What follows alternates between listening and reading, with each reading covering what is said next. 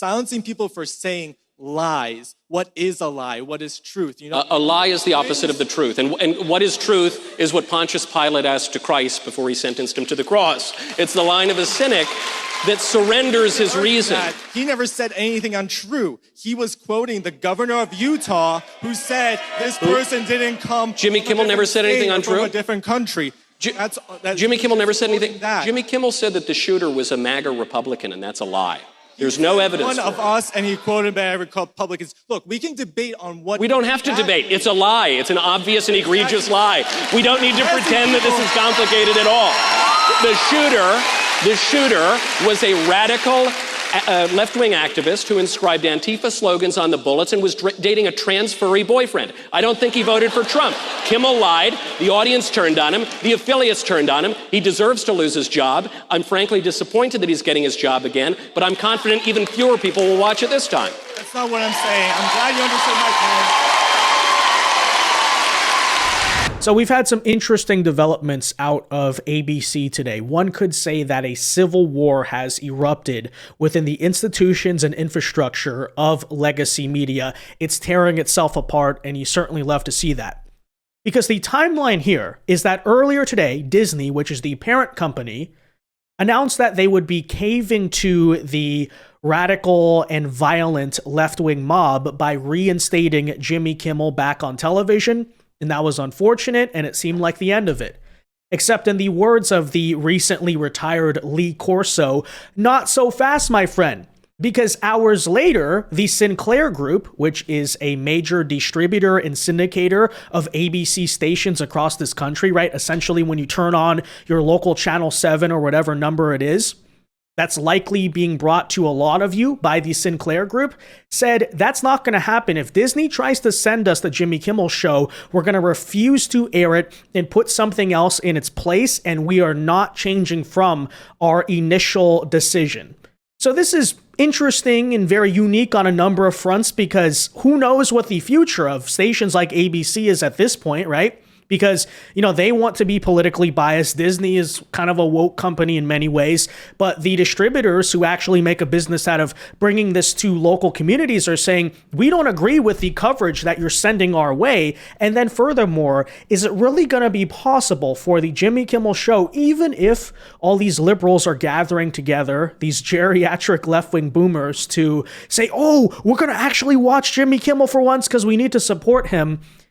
Is it going to be possible to keep it on the air when the stations airing the show are boycotting, right? How can you justify that to advertisers or, you know, other ways to, you know, the ratings, all of those things? So I want to bring you this story here today. We'll talk about it in full, guys. Do us a favor, though, if you enjoy our content, make sure you hit that like button down below and subscribe to the channel if you are new. We greatly appreciate the support here. And that said, here is the full chronicle of events. You can see earlier today, Disney announced that Jimmy Kimmel Live will be returning tomorrow. And here's the official statement from the Walt Disney Company. Last Wednesday, we made the decision to suspend production on the show to avoid further inflaming a tense situation at an emotional moment for our country. It is a decision we made because we felt some of the comments were ill-timed and thus insensitive. We have spent the last days having thoughtful conversations with Jimmy, and after those conversations, we reached the decision to return the show on Tuesday. Now, before I show you the Sinclair Group's response, I first of all want to point out that this completely debunks the entire left-wing narrative that they were spending all of last week screaming about, which is that Disney only caved to the pressure because the federal government and the FCC were threatening them, right? Because if that were the case, if it was some type of blackmail operation going on, you would not see them suddenly reverse this decision.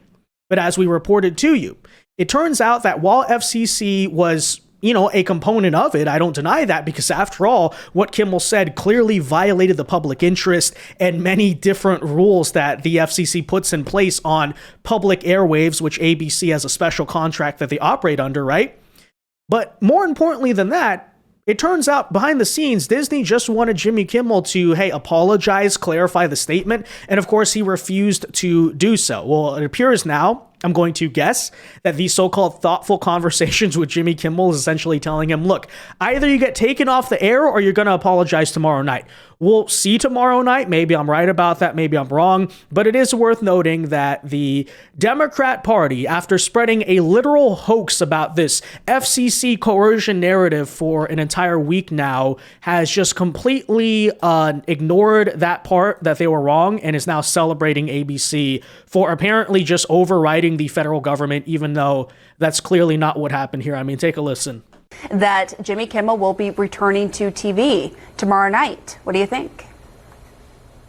Well, it's great news. Obviously, the ABC heard from millions and millions of people out there who do not want to accept government-dictated censorship of their late-night talk show host. And so the free speech battle's not over. Obviously, Donald Trump still thinks he's got the power to anoint and appoint comedians in the country in private media broadcasts, but at least ABC is on the right side now, and he's got his employer with him as well as so much of the public. Like, again, if it was really government dictated censorship, then how did they just get it back in the span of a few days? There was no lawsuit against the government or anything. As a matter of fact, what ABC admitted is that it was primarily a business decision. After all, Jimmy Kimmel has been hemorrhaging viewers, okay? He's only getting about 129,000 a night in the key audience demographic, which when you add up the monthly views, like even this channel, and We Are Nobody, gets more views monthly than Jimmy Kimmel. That's how irrelevant he was, right? And again, I don't deny that the FCC played a factor. But it wasn't like, oh, just directly the FCC said, hey, we're going to throw indictments against ABC if you don't comply. I do remember a prior administration behaving like that towards whether it was Trump or even the mayor of New York City or many other cases, but that's not what's going on here. What I truly believe happened, and as you can see, ABC and Disney are further verifying, is that it was a business decision made on a number of different reasons, right? Jimmy Kimmel already sucks. Already losing viewers, already unpopular. Then we have this other issue with the FCC, and you combine all those things, it's like, here's an unprofitable host causing a bunch of problems for us, in their own words, inflaming a tense situation at an emotional moment for our country. That was what drove the decision. And that to me seems pretty clear. What has happened since is that now the violent and radical left has tried to threaten ABC with actual violence. Keep in mind, these are the people scream, oh, how dare the FCC chair say he's going to enforce the existing rules of the FCC? But of course, as you may remember, just on Friday, we saw an incident where a crazed lunatic tried to commit a terrorist attack against an ABC station. And it turns out now that the DA of Sacramento, California is admitting indeed that the Jimmy Kimmel suspension might have been a factor in the shooting at the Sacramento ABC affiliate, where he fired 3 rounds into the lobby of innocent people just days after the Jimmy Kimmel suspension.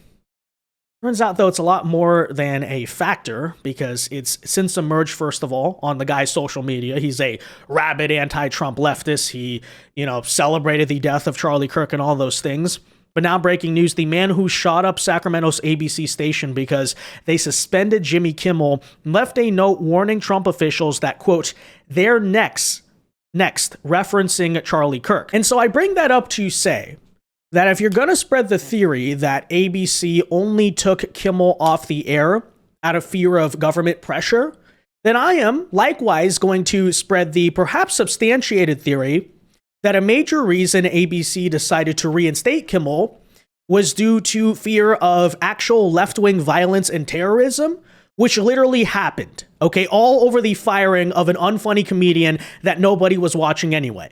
That is how the left in America solve their problems time and time again. And am I necessarily surprised to see Disney immediately caving to that pressure? No, I am not. But here's the good news. In response, someone has decency, someone is taking common sense decisions in this country as a major business, because as you can see, Sinclair, which owns 38 ABC stations across the country, has announced that they will not broadcast Jimmy Kimmel's show when ABC puts him back on air tomorrow night. And here is the full statement. Beginning Tuesday night, Sinclair will be preempting Jimmy Kimmel Live across our ABC affiliate stations and replacing it with news programming. That is so funny, by the way. Hey, let's air news instead of this unfunny fake comedian who just lies about the news, right? So let's air information instead of disinformation, right? Discussions with ABC are ongoing as we evaluate the show's potential return.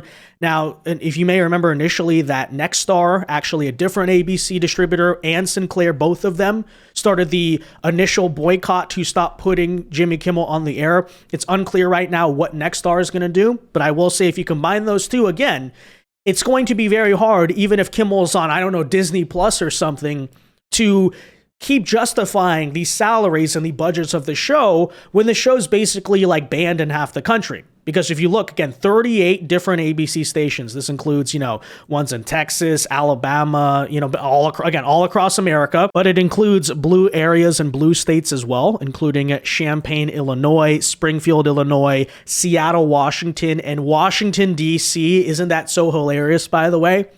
In the political capital of the country.